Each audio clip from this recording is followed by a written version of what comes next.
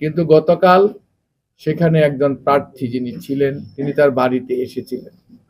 সে বাড়িতে এসে তিনি তার নেতা কর্মীদের কিছু উস্কানিমূলক কথা বলে গিয়েছেন এবং সেই উস্কানিমূলক কথার বহিঃপ্রকাশ আজকে আমরা দেখতে পেয়েছি। ইতিমধ্যে আমরা জেনেছি পূর্ব চান্দরা পাশা গেটে তারা ধানের শীষের কর্মীদের উপর হামলা করতে গিয়েছে।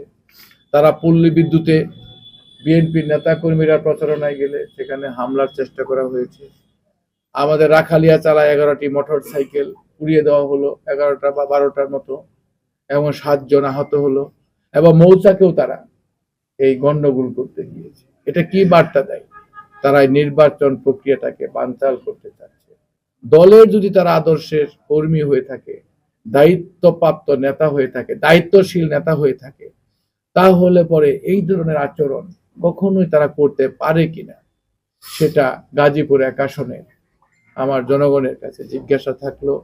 এবং নিশ্চয়ই কথাটা যদি আমার দলের হাইকমান্ড শোনেন, তারাও সেই বিষয়টা বিবেচনা করবে। আমার দল আমাকে দায়িত্ব দিয়েছে, আমাদের ভারপ্রাপ্ত চেয়ারম্যান মহোদয় আমাকে প্রার্থী দিয়েছেন। আমার যে কোনো মূল্যে দলকে ঐক্যবদ্ধ করাটা আমার নৈতিক দায়িত্ব। পাশাপাশি মনোনয়ন প্রাপ্তির পর ভোটারদেরকে অন্তর্ভুক্ত করা এই নির্বাচনী প্রক্রিয়ায়, যেহেতু আমাদের আরেকটি দল 6 মাস যাবৎ মাঠে ময়দানে কাজ করছে, সুতরাং খুব দ্রুতই জনগণ কিভাবে মনোনয়নটাকে গ্রহণ করেছে সেটা পরীক্ষা করার জন্য আমাদেরকে মাঠে যেতে হচ্ছে। ইনশাল্লাহ যখন আমরা সব জায়গায় দেখতে পাচ্ছি যে বিএনপির পক্ষে গণজোয়ার সৃষ্টি হচ্ছে, গণজোয়ার সৃষ্টি হয়েছে, আপনাদের বলতে চাই যে ধানের শীষ আমাকে এখানে মনোনয়ন দিয়েছে বিএনপি, ধানের শীষে প্রার্থী করেছে, কিন্তু অন্যজনকে যদি দিত তারাও যোগ্য, কিন্তু আমিও তো তাদের মেনে নিয়ে নির্বাচনটা করতাম। আমাকে অর্থাৎ মেয়র মুজিবুর রহমানকে এখানে মনোনয়ন প্রদান করেছে। আমরা শুক্রবারেই মনোনয়ন প্রাপ্তির পর কালিয়াকৈরে আসার পর থেকে আপনারা সবাই সাক্ষী রয়েছেন যে 3 দিন ধরেই আমরা সম্পূর্ণ জনগণের মাঝে এই নির্বাচন প্রক্রিয়ায় জনগণকে সম্পৃক্ত করতে সকাল 7টা থেকে রাত 12টা পর্যন্ত বিভিন্ন ধরনের ক্যাম্পিং আমরা চালিয়ে যাচ্ছি।